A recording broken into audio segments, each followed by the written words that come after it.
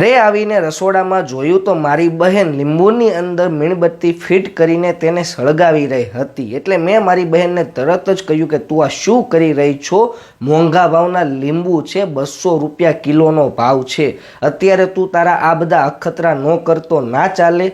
તો મને કે ભાઈ હું કોઈ અખતરા નથી કરતી, પરંતુ લીંબુ અને મીણબત્તીથી એવી એક જોરદાર કામની વસ્તુ બનાવી રહી છું જે તને રાજીના રેડ કરી દેશે। મેં કીધું શું વાત છે? આટલું કહીને તે લીંબુના 2 સરખા ભાગ પાડવા લાગી। એટલે મેં કીધું કે બેન નાનું લીંબુ લેતો ન ચાલે? મેં તને પહેલાં જ કીધું કે 200 રૂપિયા કિલોના લીંબુના ભાવ છે। તો મને કે ભાઈ નાનું લીંબુ લઉં તો આમાં હું બરોબર રીતે આની કિચન ટિપ્સ વ્યવસ્થિત ના બનાવી શકું।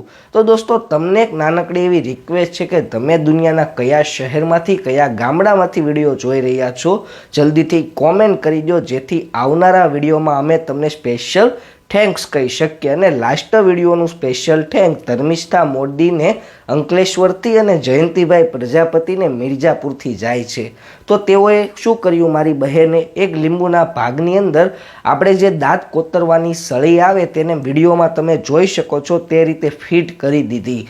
પરંતુ દોસ્તો છેલ્લે જે આનો ફાયદો છે ને તે ખૂબ જ કામનો છે।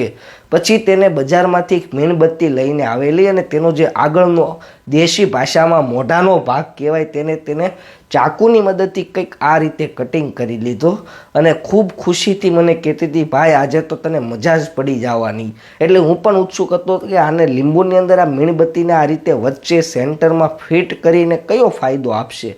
તો મને કે હવે આપણે સૌથી પહેલાં તો આ સ્ટીક અને મીણબત્તીને કાઢી લેશું અને સૌથી પહેલાં તો જે લવિંગ જેને આપણે રસોઈમાં કે ચા બનાવવામાં યુઝ કરતા હોઈએ છીએ તે લવિંગને આપણે કંઈક આ રીતે લીંબુની અંદર સરખી રીતે ફિટ કરવાના છે। તો મેં કહ્યું કે લવિંગ ચામાં થોડા હોય, મને કે અમુક લોકો લવિંગને ચામાં પણ યુઝ કરતા હોય છે। શું દોસ્તો તમે લવિંગને ચામાં યુઝ કરો છો? કરતા હોય તો કોમેન્ટમાં યસ લખી દો।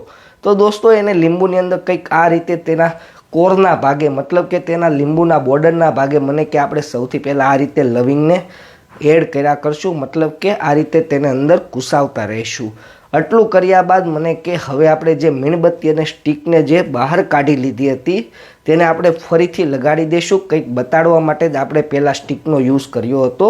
બસ હવે આપણે જે દાંત કોતરવાની સળી છે તેને બંને બાજુ લેફ્ટ અને રાઈટ સાઈડ આ રીતે નાખી દઈશું ને વચ્ચે મીણબત્તી। મેં કહ્યું હવે શું કરવાનું? મને કે હવે કશું જ નથી કરવાનું, હવે જે લીંબુનો બીજો ભાગ હતો તેની કંઈક આ રીતે છત્રી બનાવીને તેની ઉપર મૂકી દેવાની છે અને હવે આપણી ટીપ થઈ ગઈ છે તૈયાર। તો મને કે હવે હું દીવાસળીની મદદથી સૌથી પહેલાં મીણબત્તીને સળગાવીશ। હવે ક્યારનો તું બોલ કરતો હતો કે આનાથી શું ફાયદો થશે, 200 રૂપિયાના કિલો લીંબુના ભાવ છે, પરંતુ એક લીંબુ માત્ર 10 રૂપિયાનું થાય ને 10 રૂપિયામાં તને કેટલો ફાયદો મળે ખબર છે? મેં કીધું જલ્દી બોલવા માંડ, આનો ફાયદો શું છે? તો મને કે અત્યારે લોકોના ઘરે મચ્છર ખૂબ જ આવ્યા છે ને આમ તો 12 માસ ઘણા લોકોના ઘરે મચ્છર હોતા હોય છે। તો જેના ઘરે વધારે પ્રમાણમાં મચ્છર હોય તેની બેડરૂમમાં અથવા હોલની અંદર તમારે કંઈક આ રીતે લીંબુને મીણબત્તીથી સળગાવીને મૂકી દેવાના છે।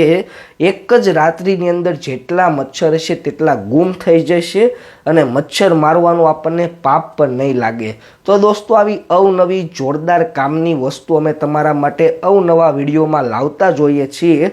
તો તમને આ ટિપ્સ કેવી લાગી જલ્દીથી કોમેન્ટ કરી દેજો।